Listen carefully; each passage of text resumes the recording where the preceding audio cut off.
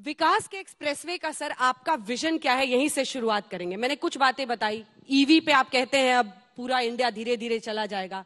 आप हर किसी से पूछते हैं कि तुम्हारे पास कौन सी गाड़ी है, ईवी कब लेने वाले हो?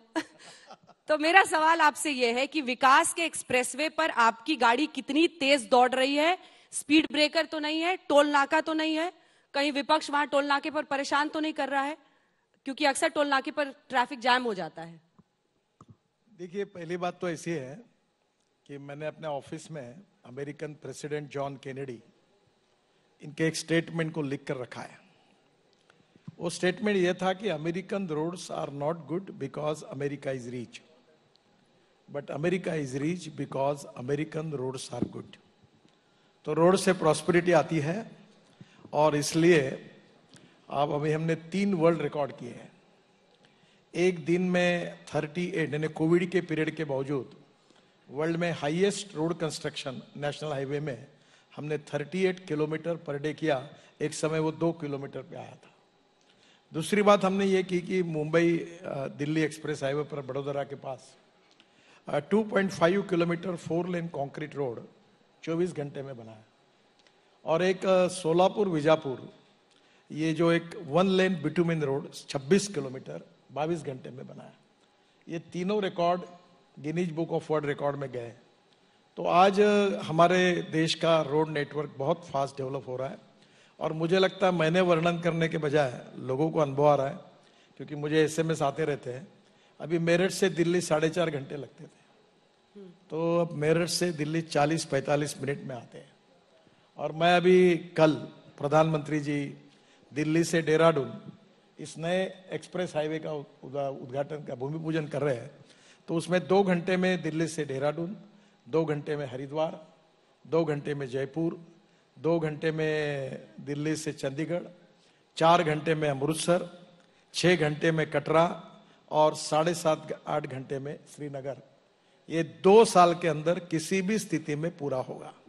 और दिल्ली से मुंबई 12 घंटे में होगा और मद्रास से बेंगलोर ये भी करीब 2-2.25 घंटे में हो जाएगा।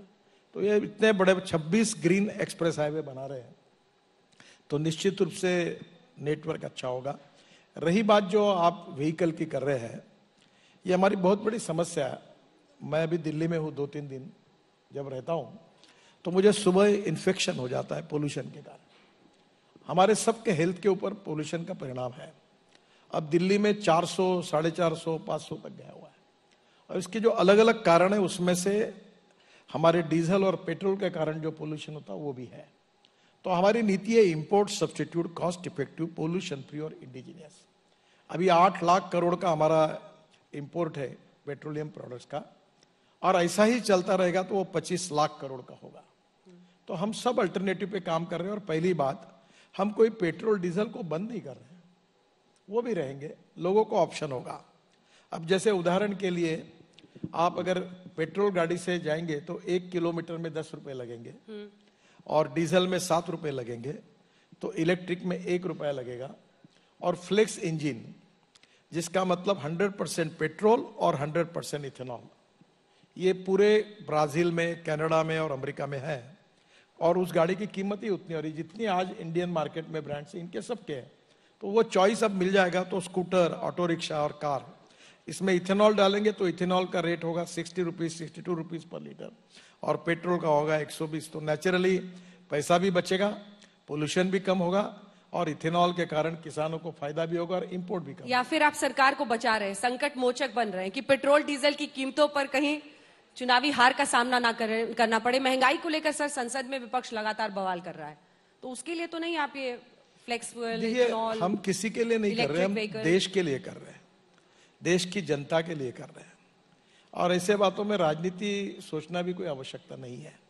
इस देश की जनता को सस्टेनेबल जीवन मिले, सस्टेनेबल, यही तो हमारे सबके मिशन है, यही हमारा काम है। अब मुझे बताइए, मैंने एक छोटा सा प्रेजेंटेशन तैयार किया था। अब मैं आज ही कह रहा था कि मैं आपको पेरू भेजूंगा। सुप्रीम कोर्ट के चीफ जस्टिस ने मुझे कहा था कि आप आकर हमें प्रेजेंट करो। तो मैं वो डेट देते थे कोविड के समय, तो मैं नहीं रहता था, मैं था, वो नहीं रहते थे, तो अब वो रिटायर्ड हो गए। तो मैंने वो पूरा दिल्ली का अध्ययन करके तैयार किया है। तो मुझे लगता है ये कठिन है पर इम्पॉसिबल नहीं है। मैं आपको छोटी सी बात बताता हूं। मैं दिल्ली के आजू बाजू में 60,000 करोड़ के काम कर रहा हूं। हाँ। ये दिल्ली का जो पेरिफेरल रिंग रोड जो बना, इसमें मैं जब एयरपोर्ट जाता था तो इतने ट्रक देखता था ये धौला कुआं के आगे। अब ट्रक दिखते ही नहीं, क्योंकि जो पंजाब, हरियाणा, उत्तराखंड, हिमाचल से ट्रैफिक राजस्थान, गुजरात, महाराष्ट्र, कर्नाटक, साउथ में जा रहा था, वो दिल्ली के बाहर चला जाता है। अभी हम ये जो रोड बना रहे सब, धौला कुआं, मैं कभी भूलूंगा नहीं, मैं दिल्ली में नया हर बार 1-1 घंटा फंसता था। अब धौला कुआं का निकल गया।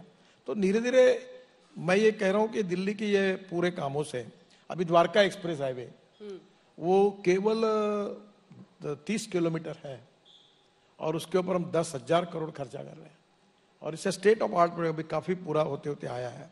तो मुझे लगता है निश्चित रूप से दिल्ली का प्रदूषण कम होगा। उसके लिए और भी प्रयास करने पड़ेंगे।